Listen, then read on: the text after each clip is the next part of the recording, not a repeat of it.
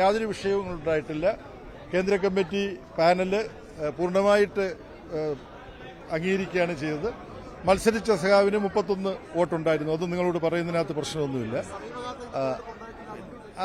പാർട്ടിയുടെ കേന്ദ്ര കമ്മിറ്റിയിലേക്കുള്ള തെരഞ്ഞെടുപ്പ് എന്റെ ഓർമ്മയിൽ ഞാൻ 15 പാർട്ടി കോൺഗ്രസിൽ പങ്കെടുത്തിട്ടുണ്ട്. 1978 ജലന്ധർ മുതൽ ഒരിക്കലും ഉണ്ടായിട്ടില്ല. മറ്റു ചില സ്ഥലങ്ങളിൽ തെരഞ്ഞെടുപ്പ് ഒക്കെ നടന്നിട്ടുണ്ട്. പക്ഷെ പാർട്ടി കോൺഗ്രസിൽ എന്റെ ഓർമ്മയിൽ ആദ്യമായിട്ടാണ്.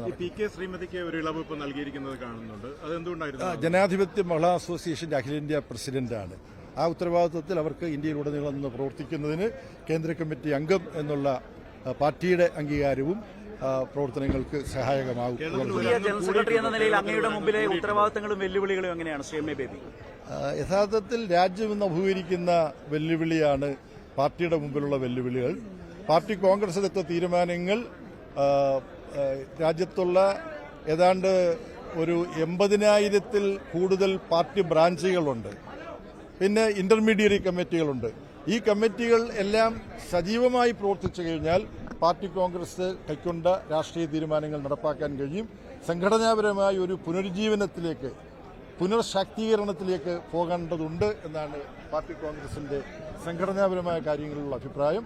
അത് പാർട്ടിയുടെ PBCCയും താമസിയാതെ യോഗം ചേർന്ന് പാർട്ടി കോൺഗ്രസ് തീരുമാനങ്ങൾ ഓരോന്നും നടപ്പാക്കാൻ ഉള്ള അനന്തര നടപടികൾ എന്തൊക്കെയാണ് തീരുമാനിക്കും.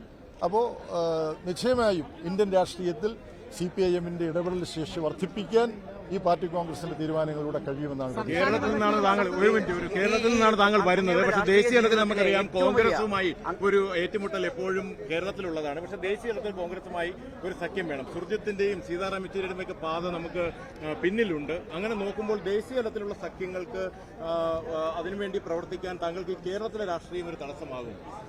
ദേശീയ തലത്തിൽ party Sitaram Yechury general secretary ആയിരുന്നപ്പോഴും അതിനു മുമ്പും ഇപ്പോൾ പ്രകാശ് കാരാട്ടെ ഏകോപന ചുമതല ഏറ്റെടുത്തതിന് ശേഷമൊക്കെയുള്ള സമീപനത്തിനകത്ത് യഥാർത്ഥത്തിൽ വ്യത്യാസങ്ങളില്ല. നവഫാസിസ്റ്റ് പ്രവണതകൾ പ്രകടിപ്പിക്കുന്ന BJPക്കെതിരായി, സംഘപരിവാറിനെതിരായി ഏറ്റവും വിശാലമായ രാഷ്ട്രീയ യോജിപ്പ് വളർത്തിയെടുക്കണമെന്നുള്ളതാണ്. പക്ഷേ ആ രാഷ്ട്രീയ യോജിപ്പ് വളർത്തിയെടുക്കുന്നത് ഓരോ സംസ്ഥാനത്തിലെയും പ്രത്യേക സാഹചര്യങ്ങൾ കൂടി കണക്കിലെടുത്തുകൊണ്ടാണ്. ഉദാഹരണത്തിന് ഇപ്പം ഇന്ത്യ ബ്ലോക്ക് എന്ന് പറയുന്ന രാഷ്ട്രീയ സംവിധാനത്തിനുള്ളിലുള്ള ഒരു പാർട്ടിയാണല്ലോ ആം ആദ്മി പാർട്ടി. ഡൽഹി തെരഞ്ഞെടുപ്പ് നടന്നപ്പോൾ ആം ആദ്മി പാർട്ടിയും കോൺഗ്രസും പരസ്പരം മത്സരിച്ചു. ഇന്ത്യ ബ്ലോക്കിനകത്തുള്ള ഒരു പാർട്ടിയാണ് നമ്മുടെ മമതാ ബാനർജി ബംഗാളിലുള്ള.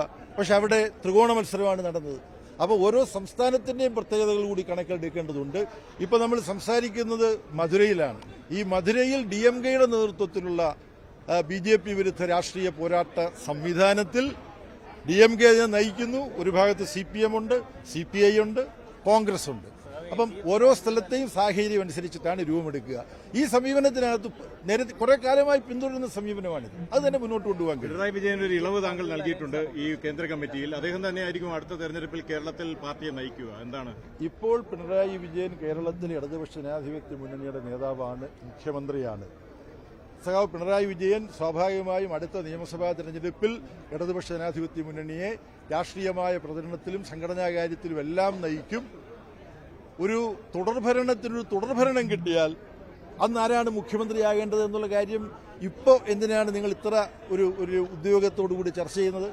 ആ വിഷയം വരുമ്പം ഞങ്ങൾ തീരുമാനമെടുക്കും, നല്ല തീരുമാനമെടുക്കും. തെരഞ്ഞെടുപ്പിൽ അടക്കം നയിക്കുക മുഖ്യമന്ത്രിയായി ഇന്ന് അടുത്ത തെരഞ്ഞെടുപ്പ് നടക്കുമ്പോൾ കേരളത്തിലെ തെരഞ്ഞെടുപ്പ് ക്യാമ്പയിന്റെ നേതൃത്വം സഹ പിണറായി വിജയനായിരിക്കില്ലേ? അതിനകത്ത് എന്താ സംശയമുള്ളത്?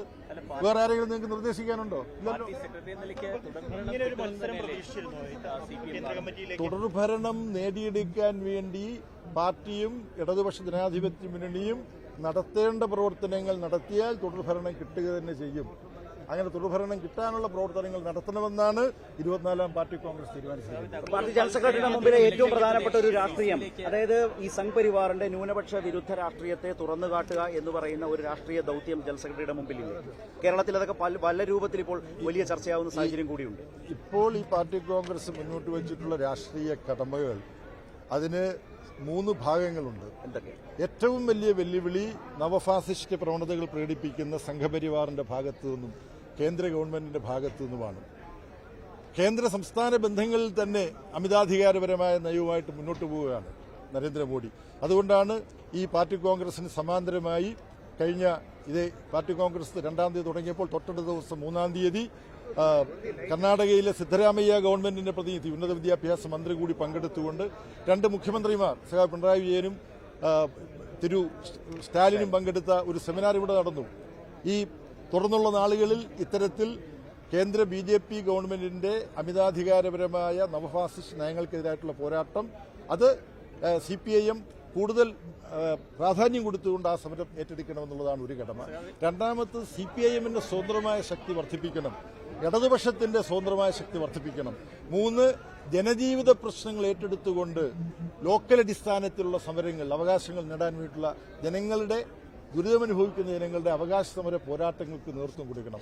ഈ 3 കടമകളും ഏറ്റെടുക്കുക എന്നുള്ളതാണ് PBയുടെയും CCയുടെയും ബ്രാഞ്ച് വരെയുള്ള പാർട്ടി ഘടകങ്ങളുടെയും ഉത്തരവാദിത്വം. ജനറൽ സെക്രട്ടറി സ്ഥാനത്തേക്കുള്ള തെരഞ്ഞെടുപ്പ് ഏകകണ്ഠേനമായിരുന്നു. നിങ്ങൾക്ക് മറിച്ചെന്തെങ്കിലും വിവരമുണ്ടെങ്കിൽ നിങ്ങൾക്കത് പറയാം. ഏകണ്ഠമായിരുന്നു. ബംഗാൾ എന്നൊക്കെ പറഞ്ഞു, സഖാവ് പിണറായി വിജയൻ പറഞ്ഞു. ബംഗാൾ സംസ്ഥാന സെക്രട്ടറിയും PB മെമ്പറുമായ സഖാവ് മുഹമ്മദ് സലീമാണ് എന്റെ പേര് നിർദ്ദേശിച്ചത്. ജനറൽ സെക്രട്ടറി അയക്കും എന്ന് നിങ്ങൾക്ക് പലർക്കും പ്രതീക്ഷയുണ്ടായിരുന്ന അല്ലെങ്കിൽ അഭ്യൂഹങ്ങൾ പ്രചരിപ്പിക്കപ്പെട്ട ഡോക്ടർ അശോക് ധവളയാണ് പാർട്ടി സെക്രട്ടറി ജനറൽ സെക്രട്ടറി സ്ഥാനത്തേക്കുള്ള എന്റെ പേര് പിന്താങ്ങിയത്. അപ്പോൾ മുഹമ്മദ് സലീമും ഡോക്ടർ അശോക് ധവളയും ചേർന്നാണ് ബാക്കി സഹാക്കളുമെല്ലാം പിന്താങ്ങി. വേറെ ഒരു പേരും ഉണ്ടായില്ല. അതാണ് എന്റെ സത്യസന്ധമായിട്ട് ഒരു പുറത്ത് പറയേണ്ടതില്ലാത്ത ഒരു പാർട്ടിക്കാരി അറിയിക്കുകയാണ്.